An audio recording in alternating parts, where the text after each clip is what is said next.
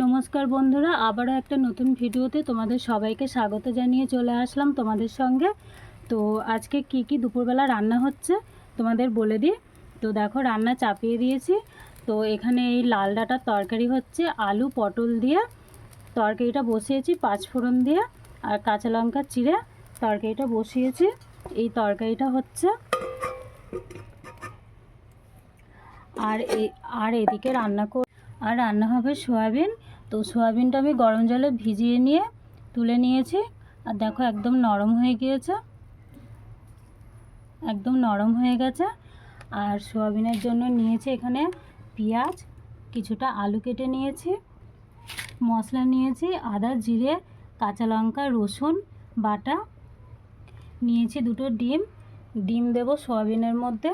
তো এই আজকে রান্না হবে লাল ডাঁটার তরকারি আর সোয়াবিনের তরকারি। তো বন্ধুরা সঙ্গে থাকো। ডাঁটার তরকারিটা হয়ে গেলে সোয়াবিনের তরকারি করব ডিম দিয়ে। ডাঁটার তরকারিটা হয়ে গেল আর তরকারিটা করেছি দেখো, একদম মাখো মাখো। এবার নামিয়ে নেবো, নিয়ে ডিম দিয়ে সোয়াবিনের তরকারি বসাবো। তো কড়াই বসিয়ে দিয়েছে, কড়াইয়ে আমি আলুগুলো সব দিয়ে দিলাম। আলুগুলো এবার আমি ভেজে নেব। আর আলু ভাজা হতে হতে আমি সোয়াবিনের মধ্যে ডিম দুটো ভেঙে সোয়াবিনটায় ডিম মাখিয়ে নেব।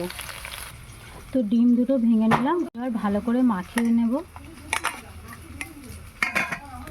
তো বন্ধুরা, খুব সুন্দর করে ডিম দুটো মাখিয়ে নিয়েছি সোয়াবিনের মধ্যে।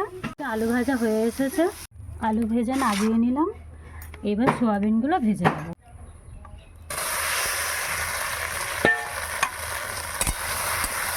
সোয়াবিনগুলো ভালো করে ভেজে নেব।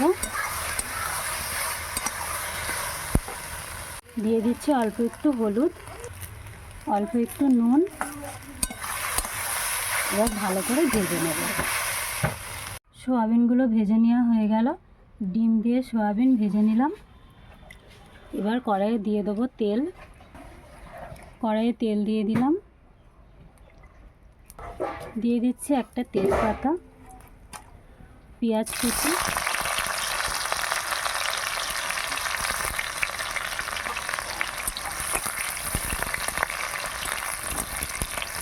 পেঁয়াজ ভেজে নেব।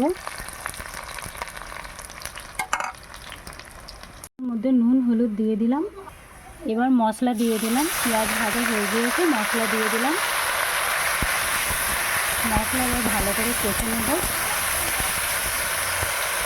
এবার দিয়ে দিচ্ছি ভেজে রাখা আলুগুলো, দিয়ে দিচ্ছি ভেজে রাখা সোয়াবিন, ডিম দিয়ে ভেজে রাখা সোয়াবিন।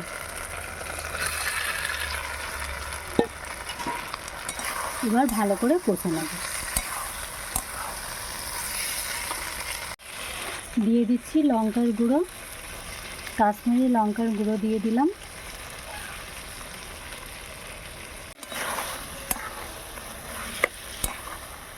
ভালো করে কষে নিচ্ছি।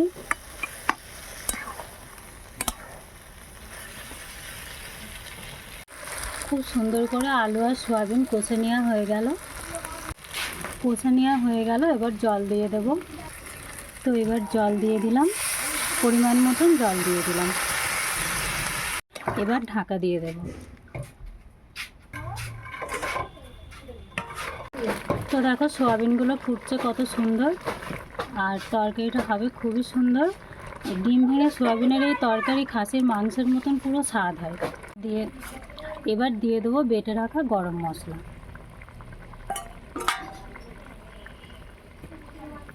ভালো করে মিশিয়ে নেব। তৈরি হয়ে গেল ডিম ভেঙে সোয়াবিনের তরকারি।